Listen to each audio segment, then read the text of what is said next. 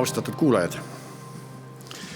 Viimane aasta ja eriti viimased nädalad on toonud meid olukorda, kus me ei saa enam rohepöörde kohta küsida kas või millal, vaid kuidas saaks kiiremini. Nüüd peame tegutsema selle nimel, et rohepööre võimalikult ruttu ellu viia. Rohepööre ei ole ammu enam pelgalt keskkonnaküsimus, vaid sellest sõltuvad otseselt meie julgeolek ja majanduslik konkurentsivõime. Viimastel nädalatel on gaasi hind Euroopas palju kõikunud. Aasta eest maksis maagaas Euroopas alla 20 € megavatt-tunni kohta. Suure osa eelmisest nädalast kõikus hind sellest tasemest 10 korda kõrgemal, 200 € lähedal, jõudes vahepeal ka 350 € lähedusse. Niisuguse hinnakõikumise põhjuseks on asjaolu, et Euroopa sõltub Vene gaasist ja maailm usub, et meie ideaalid ning eetika ei luba meil osta gaasi, millel on ukrainlaste veri. Kui me aga ei tarbiks Vene gaasi, siis peaksime gaasi ostma mujalt, mis omakorda tõstab üle maailma gaasi hinda.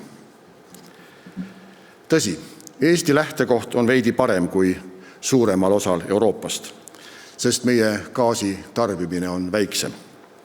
Gaas moodustab alla 10% meie primaarenergia kasutusest. Euroopa Liidus keskmiselt on see 20%. Meie väiksema gaasisõltuvuse taga on ühest küljest põlevkivi, aga teisalt ammu võetud siht suurendada soojatootmises kohaliku biomassi osakaalu. Oleme gaasi osakaalu vähendamiseks palju ära teinud ja ehk annavad selle õppetunnid meile eeskuju teha veel rohkem. Kuigi Eesti energiatarbimises moodustab maagaas suhteliselt väikese osa, mängib see siiski olulist rolli teiste energiakaupade hinna kujunemisel. Sõltume palju teistest. Tuulevaiksetel päevadel, kui ilm on külm, kujundavad nii meie naaberriikides kui mujal Euroopas elektrihinda gaasielektrijaamad, mis neis oludes konkurentsivõimeliseks muutuvad. See tähendab, et kui gaas on kallis, siis on ka elekter kallis. Detsembris, kui meid tabas elektrihinna šokk, oli gaasi hind Euroopas märksa madalam kui viimastel nädalatel. Kuigi kevad tuleb ja ilm läheb soojaks, ootavad meid energeetikas ees keerulised kuud. Meie poolt energia eest makstav kõrge hind on siiski väike ebamugavus selle kõrval, mida peavad taluma ukrainlased, kelle kodus pommitatakse, või need kodumaalt põgenenud emad ja lapsed, kes oma mehed, isad, vennad ja pojad kodumaale jätavad.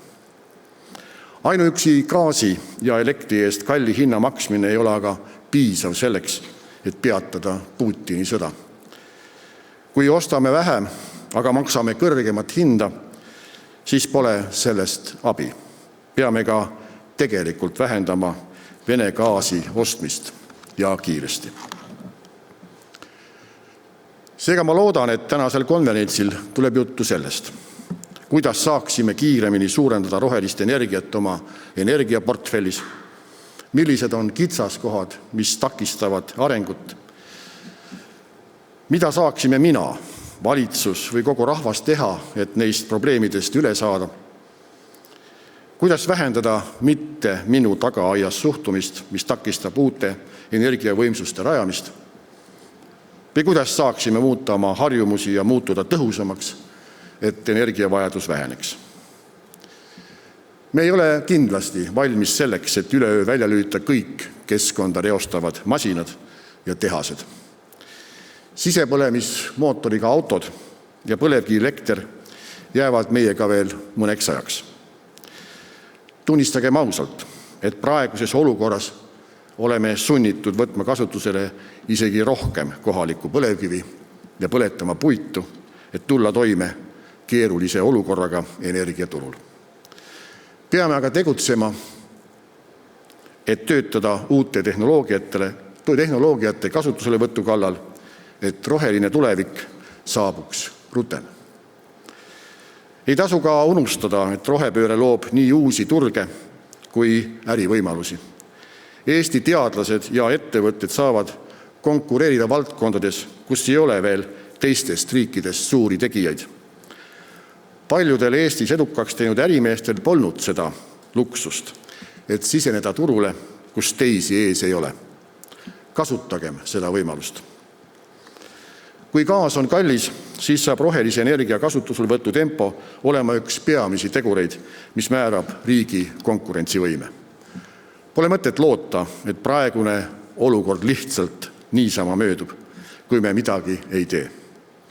Vene gaasi saab asendada veeldatud maagaasiga, kuid see jääb tõenäoliselt vähemalt mõneks ajaks kalliks.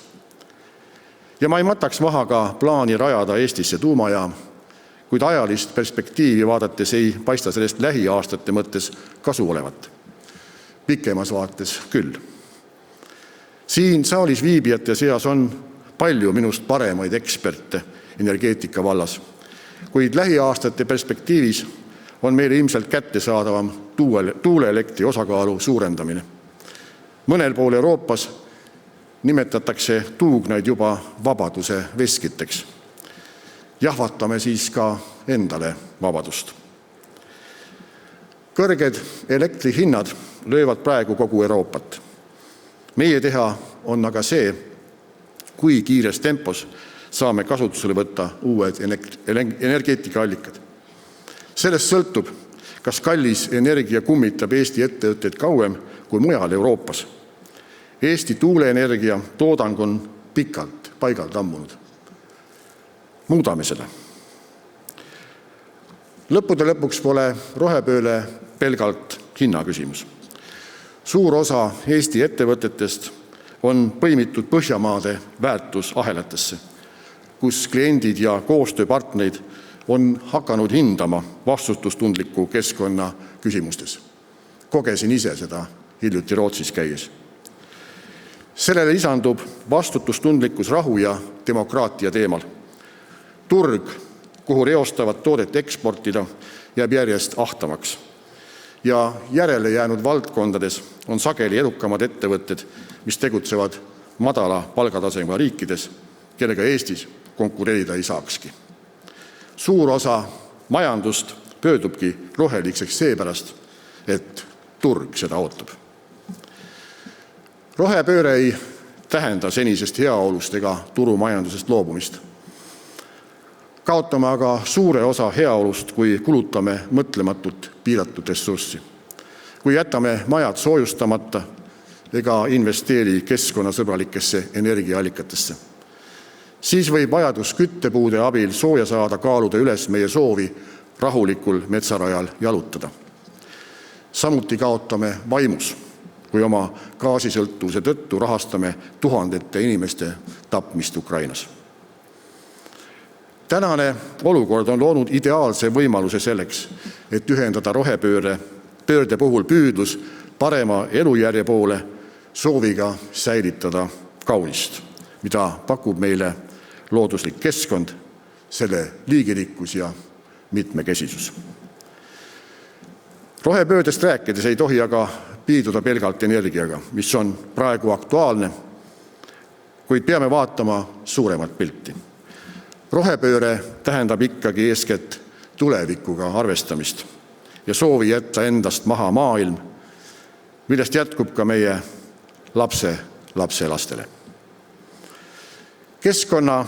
Keskkonnast rääkidest võtame iseenesest mõistetavaks seda, mida meil on, ega oska sageli hinnata meie jaoks tasuta looduslike hüvede väärtust võrreldes kaupade ja teenustega, mille eest tuleb maksta. Ilma järjest kallinema bensiinita saaksime mõnda aega hakkama, kuid tasuta õhuta üle mõne minuti ei elaks. Vaevalt, et oleksime valmis maksma õhu eest sama palju kui kütuse eest. Teame ka päevapoliitilistest aruteludest, kui oluline on odav diisel ja kui keeruline on piirata selle tarbimist, et meil jätkuks tasuta värsket õhku. Looduse liiga intensiivne kasutamise mõju tajuma aga juba ise. Meie apluse valjukülge jää vaid tulevaste põlvkondade kanda. Mullu kuumade suvehilmadega langes Harjumaa kiiresti kasvanud asulates puhta vee torustikest surve. Ühiskondlik areng ja heaolu kasv on toonud meid olukorda, kus eluks vajalikke ressursse napib ja kõigile ei jagu.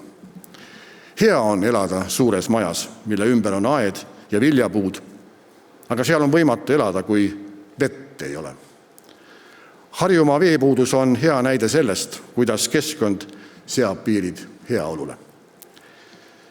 Veepuudus ei ole Eestis seni oluliseks probleemiks olnud ja ka too mullusuvine probleem oli ajutine, kuid ilmselt see kordub. Maailmas on aga piirkondi, kus puhta vee nappus kujundab ümber ühiskondi ja paneb inimesi elu kohta vahetama. Ja jutt ei käi ainult vaestest riikidest, kus olmetingimused ei käi ka kaasa kiire rahvastiku kasvuga. Umbes 20% Euroopa territooriumist ja 30% rahvastikust on mõjutatud veepuudusest. Ajaloost on teada erinevaid sõdu, mis puhkenud vee pärast. Muide, üks esimesi objekte, mille üle Putin Ukrainas kontrolli üritas saada, oli kanal, mis viib vee Krimmi. Probleemid energia ja toorainega mõjuvad ehmatavalt, kuid me pole nende probleemidega üksi. Demokraatlik maailm on majanduslikult võimas ja suure läbirääkimisjõuga. Ehkki Venemaa suurus mõjub hirmutamalt, ei tohi me unustada, et selle osa maailma majandusest on alla 2%. Venemaa turu osatähtsus meie eksporti jaoks on viimastel aastatel jäänud 2–3% kogu ekspordist. Selle kadumine lööb meie majandust, kuid mõju pole suur. Oleme alates 1990. aastatest näinud, kuidas kriiside järel on majandus orienteerunud Venemaalt ümber lääne turgudele ja nii läheb ka seekord. Miks peaks minema teisiti? Tooraine kättesaadavuse probleemid mõjutavad meid kindlasti lähikuudel. Kuid kui tegutseme kiiresti, siis saame neist üle. Ka riik ja sotsiaalsüsteem peavad olema valmis selleks, et Vene turu kadumise tõttu töö kaotavad inimesed saaksid võimalikult kiiresti ümberõpet ja võiksid suunduda teistesse sektoritesse. Eesti majandust iseloomustab jätkuvalt tööjõupuudus. Meid ootavad energeetika sees keerulised ajad. Ent kui praegu pingutame, siis on järgmistel talvedel ehk veidi kergem, kui oleks minna lastes. Rohepööre tuleb ära teha, kuid peame seejuures jääma 2 jalaga maa peale. Meile on sellest pikaajalist kasu, kui majandame oma vahendeid mõistlikult. Nüüd peame aga vaatama tulevikku, mitte otsima enam põhjuseid oma probleemidele minevikust. Ei ole vahet, kelle süül meil on kõrged elektrihinnad või kelle pärast tuulikud ehitamata jäid. Oluline on see, et tegutseksime nüüd, sest aeg on kallis nagu elektrigi. Tänan teid.